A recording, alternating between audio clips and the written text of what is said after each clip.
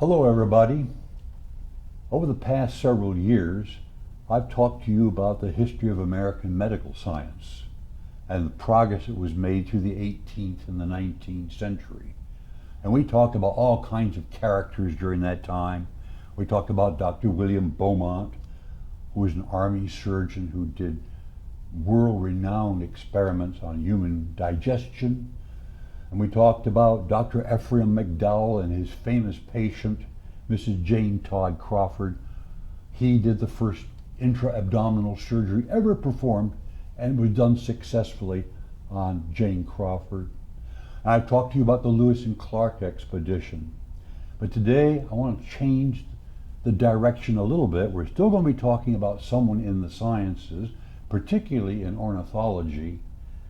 But I want to give you an idea of early American biological science, and we're going to be talking about John James Audubon.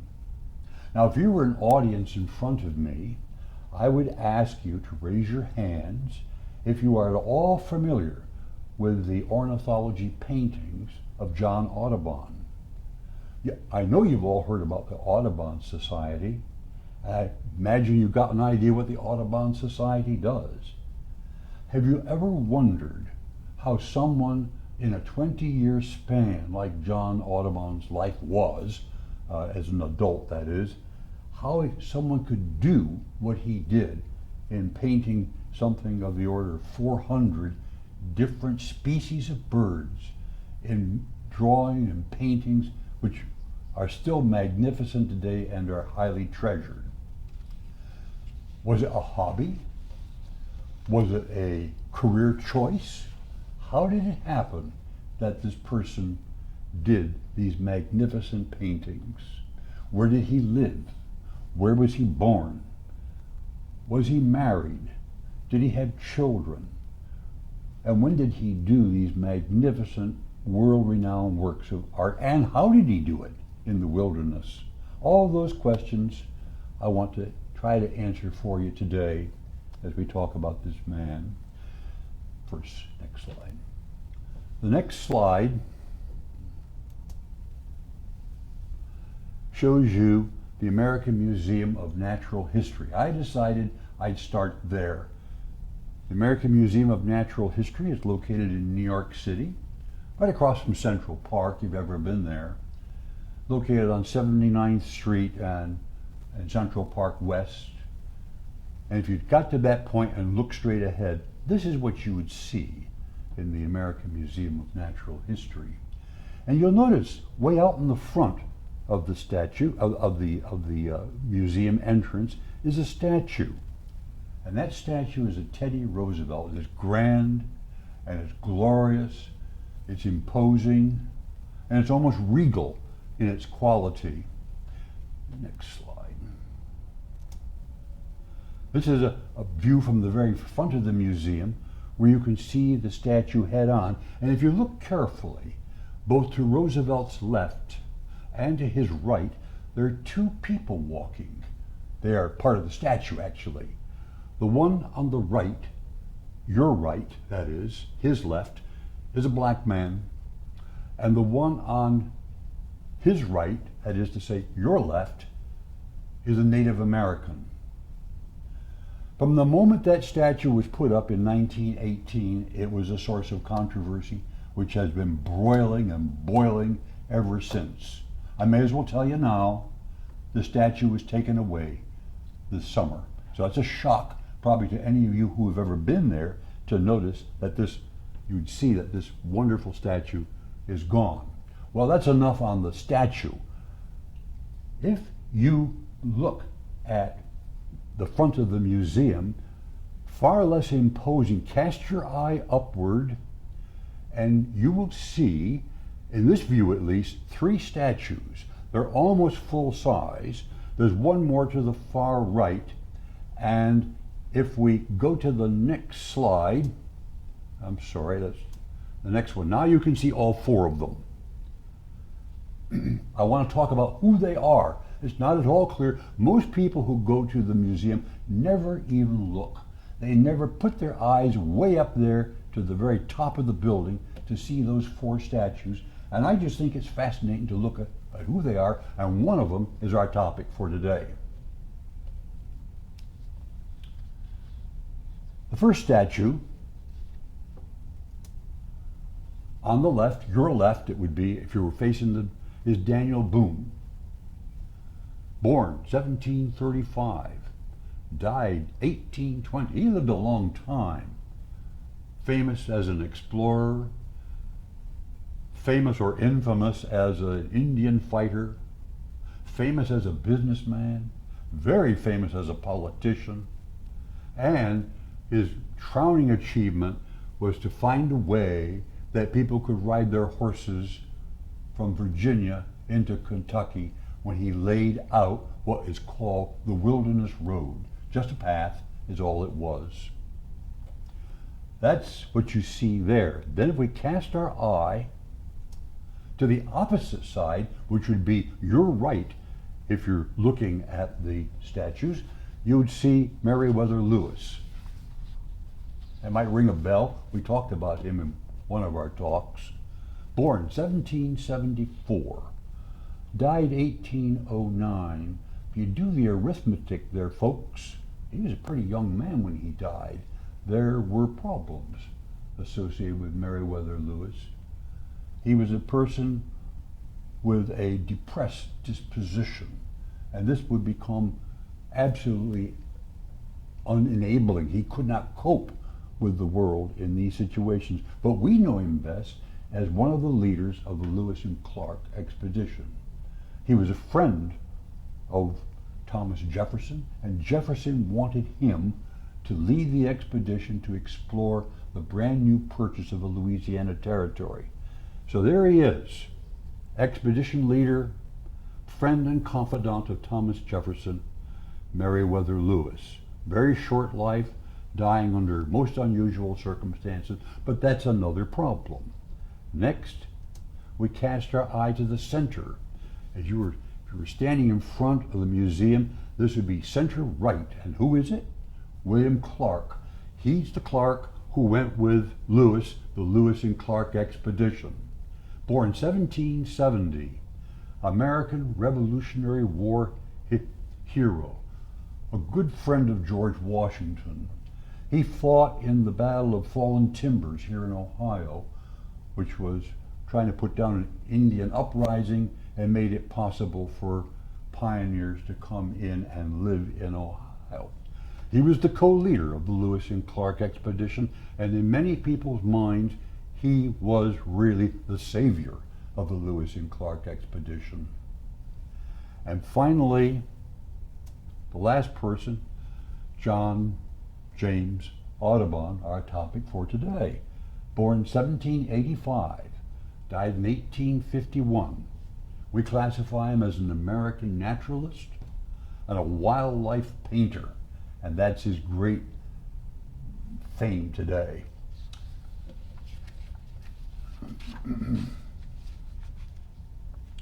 I want to talk a little bit about where he was born, who his father was. His father was Captain John Audubon, same name, John James Audubon. His mother lived in France.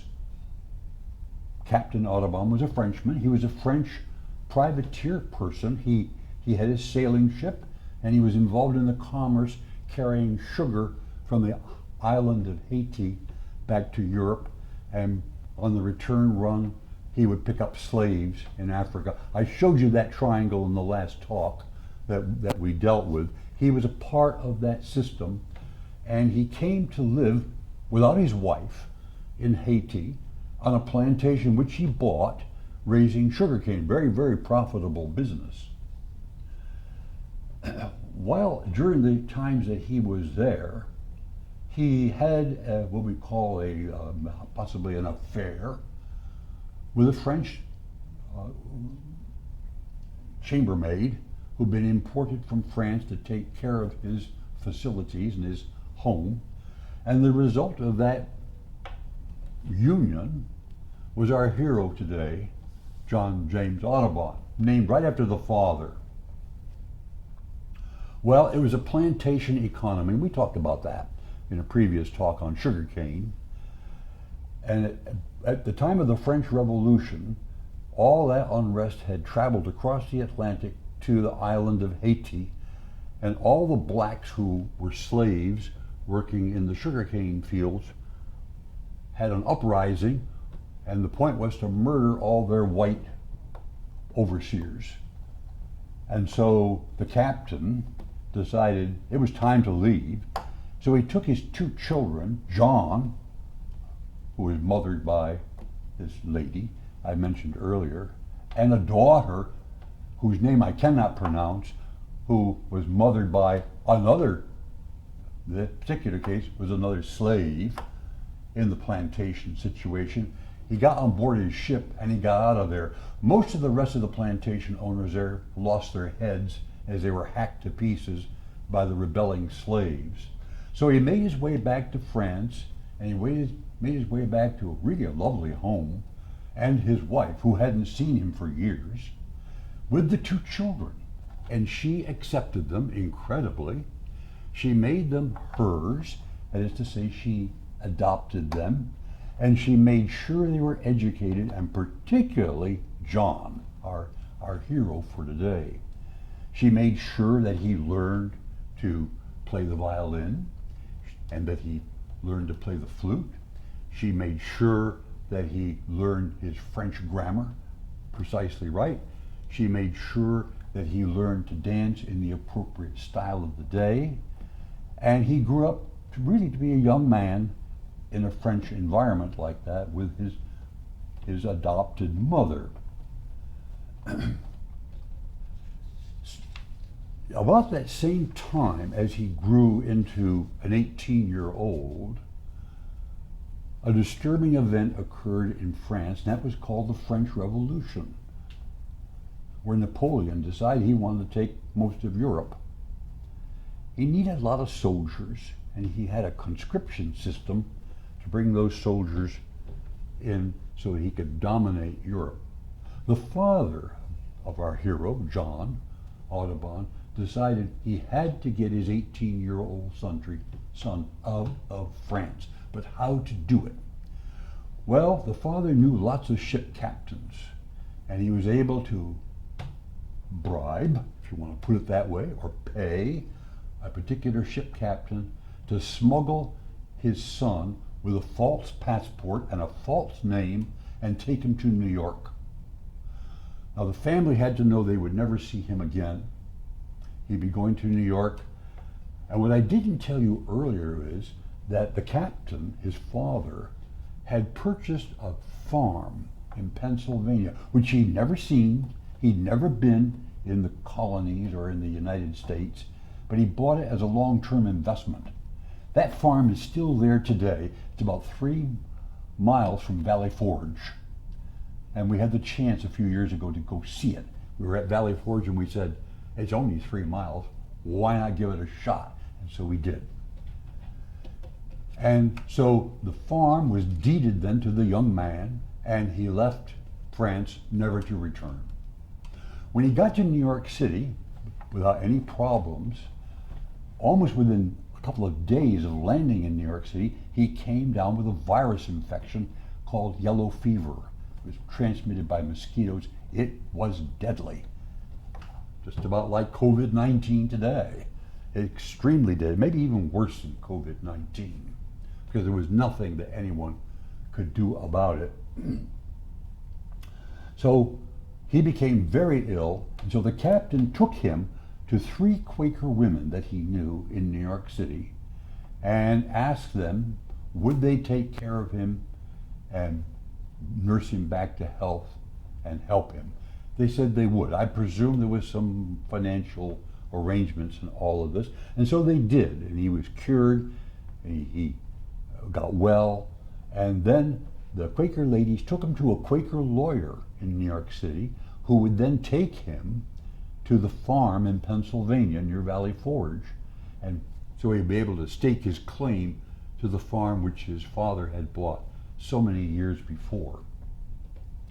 Well, he got there in a place called Mill Grove, Pennsylvania. That's where the farm is.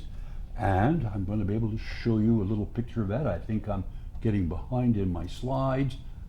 Yeah, there's a painting of John J. Audubon, the man we're talking about. It was painted by John Woodhouse Audubon, his son.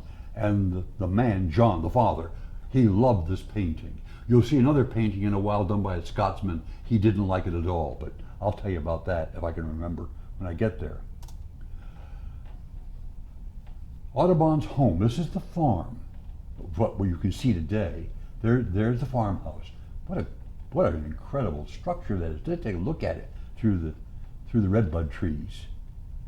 It had a central hallway typical of colonial farmhouses, with the rooms laid off to the left and the right of a through hallway which went from the front door to the back door, so always provided a passageway easily for cooling breezes in the summertime. That was the home that he went to, and that was the 239-acre home, acres of farm that was there. And in addition to that, it had a lead mine on the property. So the father figured the son would be okay, economically speaking.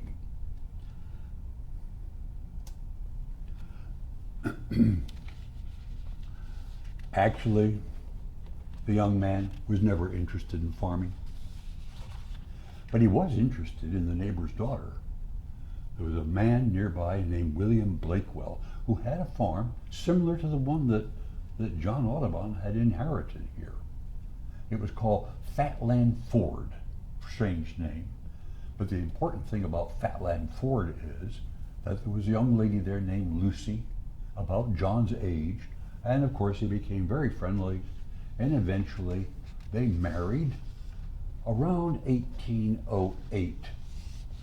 And by that time, John Audubon was becoming pretty disillusioned with farming. He didn't want to do that really. And so he and his wife tried to make a go of it for a year or so, and finally, apparently they sold the farm. And he made his way to New York City to learn the import-export trade. It didn't work out very well, but after he thought he knew what he was doing, the two of them left New York City and they went to Louisville, Kentucky, near Louisville, and set up a dry goods store, with buttons and bows and all the things that went into those kinds of stores, all of which, of course, were imported from England, because none of this stuff was made in the United States. And that was going along just fine until 1810, when President Jefferson put an embargo on all British goods, and that meant his store, he went bankrupt essentially. He could not cope with the problems there. So life became extremely hard. He and his wife moved their store deeper into Kentucky, towards Anderson, Kentucky. But again, he failed at that. Life was really hard, and they were having children, at least 2 boys and 2 girls, during those years. They lived eventually in an abandoned log cabin, and eventually Audubon had to give up the store. He had to hunt for food to put on the table. But at the same time, he just simply couldn't help himself.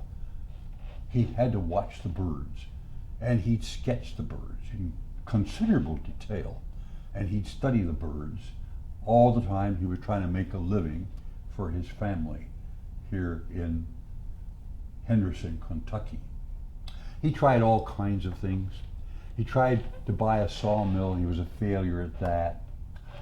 And unfortunately, he had a couple of slaves, so he apparently bought into that, what can I call it, that mentality of slave ownership. He didn't have them very long before he sold them. It may have been an investment. I don't know. It's hard to tell from the literature what he did. But sometime during that time, when he was hunting for food and trying to run a sawmill, his appearance began to change, like the picture you saw earlier. He began to look more and more like a frontiersman. He wore the typical frontier clothes that you might imagine. He wore moccasins. He carried a knife in his belt and a tomahawk on his belt. And he carried a rifle, just the way you saw him in the statue at the top of the American Museum of Natural History. The War of 1812 was over, and he was trying to eke out a living, but he spent all of his spare time drawing and painting birds using watercolors that he manufactured himself. Well, I want to get his life in perspective for you, and also the enormity of the sacrifice which his wife made. I don't mean to say that he used her. He didn't. He was a faithful husband. Every cent he could earn, he sent back to her. And so that meant he was traveling, and what he was doing, part of his time, was painting portraits of plantation owners in the South and their children. He could sell them for $5 a piece, which was a lot of money in those days, and he sent virtually all of it back to her. She, on the other hand, had turned herself into a teacher, and she was going from plantation to plantation, teaching the children and some of the adults and some of the black slaves how to speak English and how to write, read, and all of that. So she was a busy lady. They were quite a pair, even though always separate, it seemed as though, for so many years. The picture, I guess I've already passed that. His travels, if you look at the map I've got there, outlined in red, represents 20-some years of traveling. And you'll notice that he not only went down to the Florida Keys, but all the way up the East Coast, all the way across New York State, up, down really the St. Lawrence River, out into the maritime provinces, all of this on foot or on horseback, and then back down and across Ohio, and down the Ohio River, and across Indiana, and down to the Mississippi, and finally up to the upper reaches of the Missouri River, which is where the Lewis and Clark expedition had been about 25 years earlier. Then he came down the Mississippi and all along the Gulf of Mexico coastline. Unbelievable in a 20-year stint, all the time earning money, painting people, sending the money back to Lucy, and she raising the children and teaching in various houses, plantation homes, really. So that's the way he made a living. And a moment here while I shift my slides. I'm going to start to show you now some of the birds which he painted, and the first one is so famous. Look carefully at I hope it shows clearly on your screen. Look at the detail. It just boggles the imagination. Look at these are the ivory-billed woodpeckers. By the way, they haven't been seen since 1944. We think they are extinct. Here's a painting, just exactly as they look. Look at the one on the lower right. Got a chunk of bark in its beak. And look what's above his head, a piece of bark falling from the woodpecker above. I mean, the detail is unbelievable. So they notice how he has on one of them at the lower right, using its tail as a support. Such a diagnostic feature of woodpeckers as they move up and down the tree, not only using their 2 feet, which are claw-like, but the tail also. Magnificent painting of the ivory-billed woodpecker.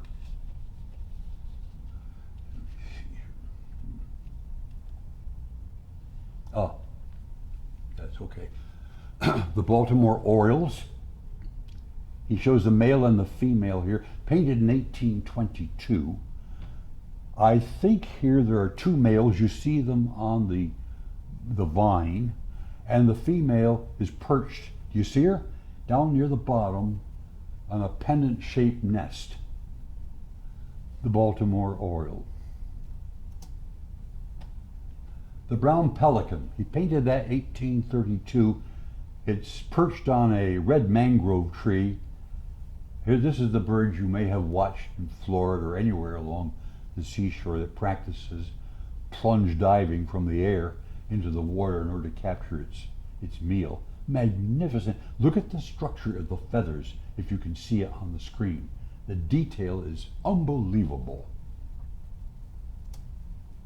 The northern cardinal. He painted that 1822.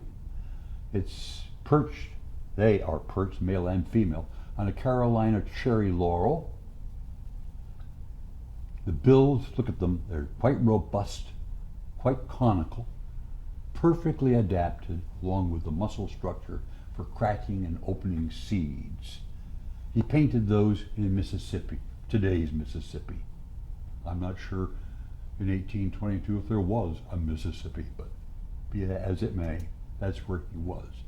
The next one, the tufted titmouse, the small, sociable, energetic songbird, male and female, male above, female below, shown here on an eastern white pine. Look at those pine needles, look at the cones, the detail. Painted in Mississippi. Red-winged blackbirds.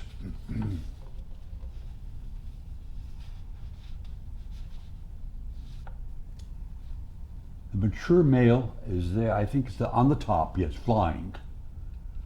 The mature female, she's on the branches down below. I think there are two males here. I'm not sure about that. They're on a flowering red maple tree.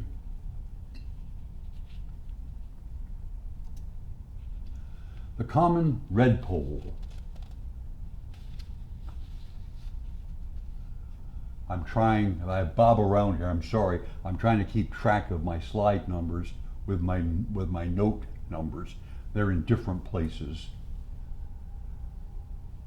Painted in 1833, and it's found on what is called the common snowberry tree. See the berries on the tree? They're white. It's in the honeysuckle family. And he painted that pair in Quebec, up in Canada.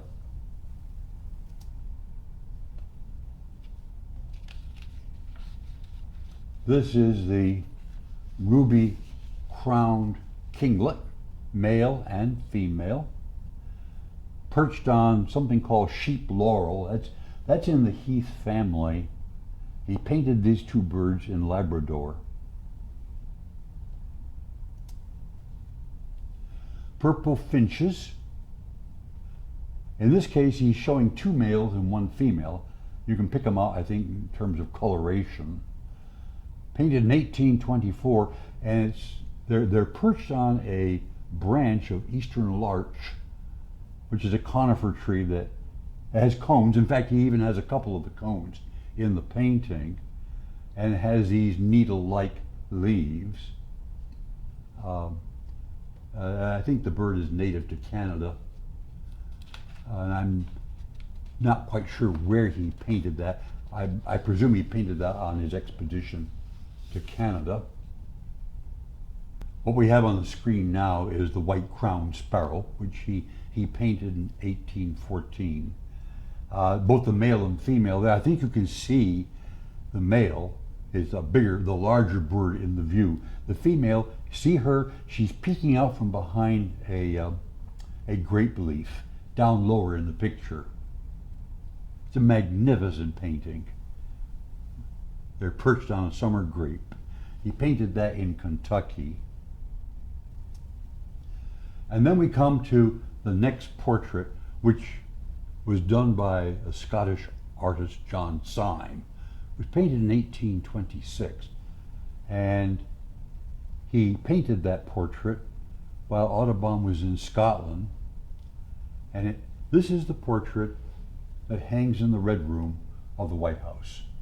And John Audubon never liked it. He much preferred the one that one of his sons had painted that I showed you earlier. Nevertheless, this is the one in the White House. There's Lucy, his wife. They were married in 1808. Teacher, 4 children, 2 survived, 2 boys. She died 1874, and this was made from a miniature painting of her. It's the only one that I know that exists. The American Goldfinch. The male on the top,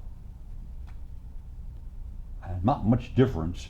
You can see the difference between the females. Lower down, they're feeding on bull thistle, or sometimes called the spear thistle.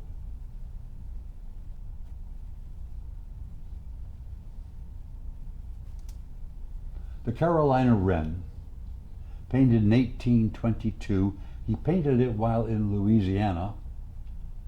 Sometimes the plant, the red Buckeye, is what the bird is on. The male is at the top. The female, if you just drop your eye down, you'll see her in the midst of the green leaves down there in the diagram.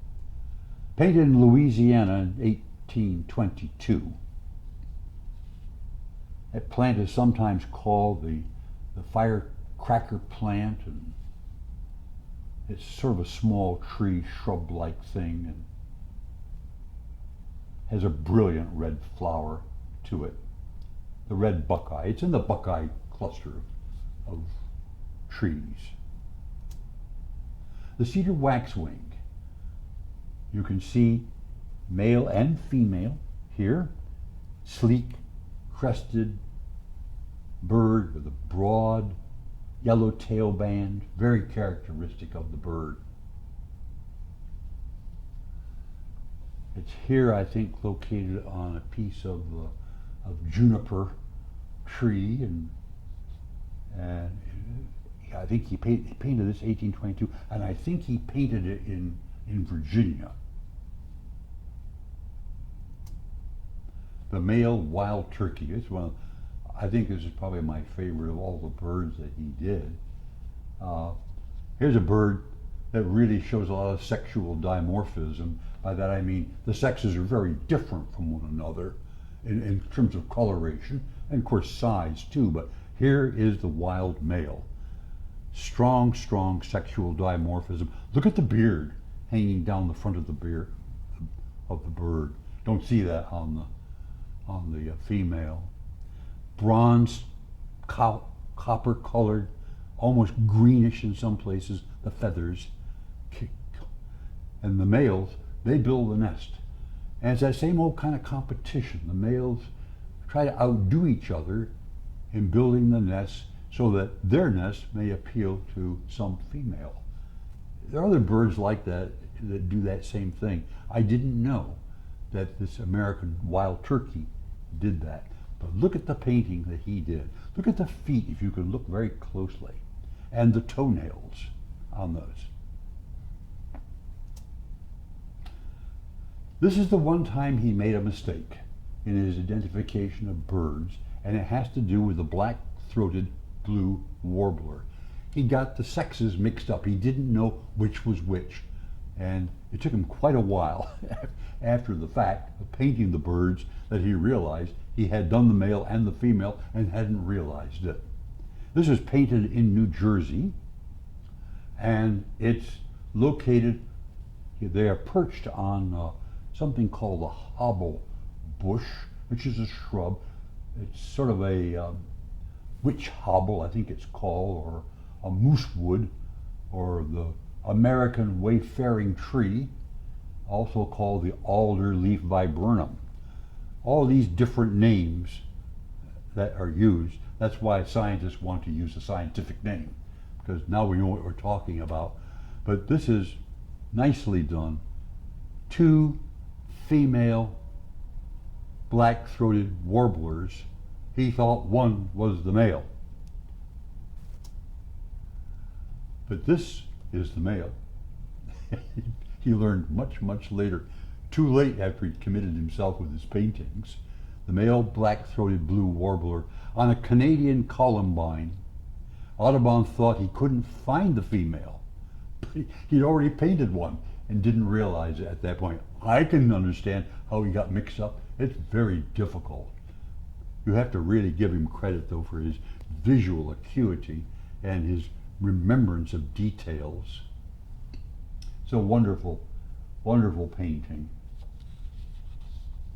It's the bird is on something called the red columbine, which is in the it's in the buttercup family, believe it or not, and it's a we don't see that plant very much in our gardens or out in the wild.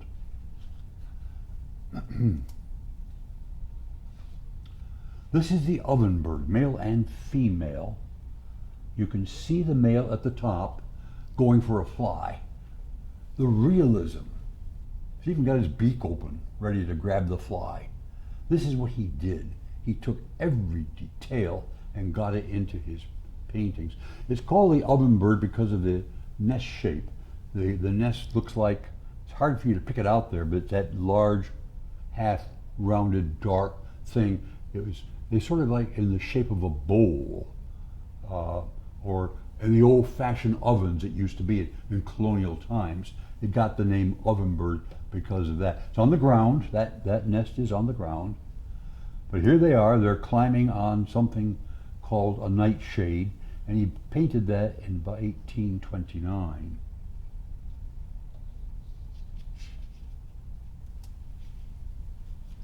Pileated woodpeckers, 1829. How interesting. This bird is very likely the only conspicuous red-crested ivory bird, Pileated woodpecker birds, in existence today. Since the other ones, the ivory-billed ones we saw first, they are presumed to be extinct. It's a wonderful painting on grapevines, which are twisted around a dead tree. You can see the top bird has a worm in its mouth, and the others are really busy battering at the old bark, looking for insects. And here comes my favorite, the great blue heron. What a magnificent painting. Probably all of you have seen great blue herons. Look at the wing position. You remember what the bird does? It stalks in the water and stands perfectly still for minutes and minutes, and all of a sudden its sharp beak flashes out and it has a fish. It has its wings expanded. Notice that? So that you can, it throws a shadow on the water and takes away the glare, so the bird, the great blue heron, can see more clearly towards the bottom where the fish might be. Just a magnificent painting. And look at the feet, and look at the nails on the toes. Such detail. The great blue heron. And in this slide you see the Carolina parakeet. This was North America's only native breeding parrot. That's quite a distinction to make here. Audubon noticed their decline during his lifetime and saw fewer and fewer of them. They were hunted to extinction basically because of their feathers, and they were used in women's hats and clothing. The last one died in a zoo in 1918. Very sad. Then the American redstart. It's on a hop-horn bean tree. It's hard to say. The female is seen in the upper right. I think that's correct. The male is shown in the center, attacking a wasp, you may notice. And below them is a big wasp nest that they found the place to get a good meal, I guess. Makes me wonder how on earth did they ever swallow a wasp, but who knows.